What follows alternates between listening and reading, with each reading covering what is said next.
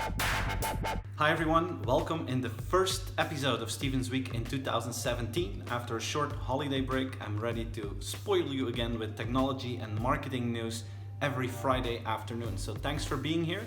I almost have 5,000 subscribers on my channel, and you know, in the beginning of these videos I told you that I want to have 10,000 subscribers to share the news of changing technologies. Well, we're almost there, and for the people that don't know that, when I reach 10,000 subscribers, I want to take one of you with me to LA, because there you have YouTube space and you can use that as soon as you have 10,000 subscribers to make better videos. And I want to try that out, and I want to take one of you there once I reach the 10,000. So please subscribe to the channel if you haven't done that already. Welcome in a new episode. First item is about personal virtual assistants, and to be honest, I think we're going to talk about this almost every week throughout 2017. What I read today is that Amazon Echo, Alexa, is now working together with meal ordering. So from now on, you can order your meal through Alexa just by talking to your Amazon Echo. You order food and it gets automatically delivered if you're an Amazon Prime member. So a new service from Amazon Echo. At the same time, I also read that Cortana, Microsoft's virtual assistant, is partnering up with Nissan and BMW, two car brands, which will allow the car user to talk to their car and use the virtual assistant, for instance, to make restaurant reservations. So while you're driving, you can say to Cortana, hey, I want to go out for dinner. Can you find something that is available for me within a 2-mile radius from my car and make that reservation, please? So we're going to see these virtual assistant add services, and we're going to see them moving from our phones and from the home devices to new environments like the car. And that's going to be really exciting in 2017. Driverless car news in this first update. It's about Volvo. They're moving forward in a new step in testing driverless cars. Until now, driverless cars have been controlled or supervised by engineers to see how they work. Well, Volvo is now asking one family to drive around with a driverless car in Sweden. And this is a next step, because now they want to experiment to see how normal people behave in a driverless car, how it changes the behavior of people, and see how the car reacts to, just an ordinary family that's driving around with it. So this is a new step of deployment of driverless cars. Fitbit announced that they're going to open up an app store in 2017.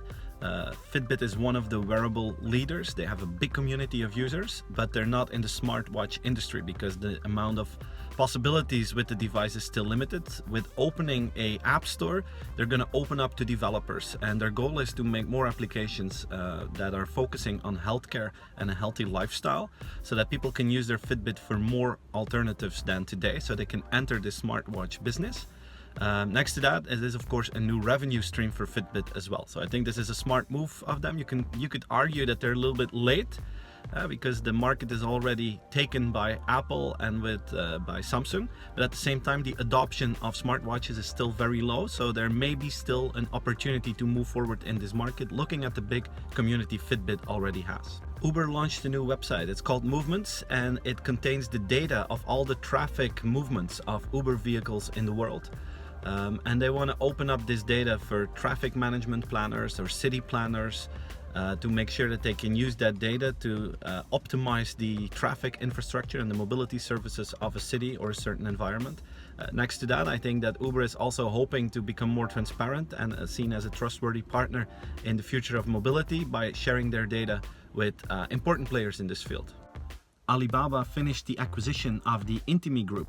That's a group of Chinese stores in big Chinese cities, and they have stores in big malls. And this is a move forward of Alibaba to move into the offline retail world, to extend the services for their online customers, and moving forward with omni-channel. And last year they already invested a lot in traditional brick and mortar retail as well. The total amount that they invested in acquisitions now is up to $4.6 billion in a year and a half. So it's interesting to see how these online players are moving into the offline field, how omni-channel is happening for everyone. As you saw in my previous videos, Amazon is opening up stores as well, a first one in Seattle this year. So it's going to be interesting to see how omni-channel in the retail world evolves in 2017. I really believe that 2017 will be the year that traditional car manufacturers are going to strike back.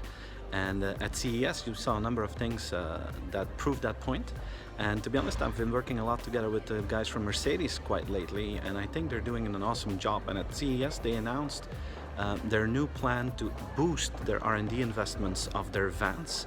And one of the things that I really like is the idea that they will make a driverless van that is loaded with a bunch of drones, and then they're gonna drive up to a certain neighborhood. The drone's gonna be released to drop off the e-commerce packages, and then the drones return to the driverless trucks that then hits back to the warehouse to pick up some new things.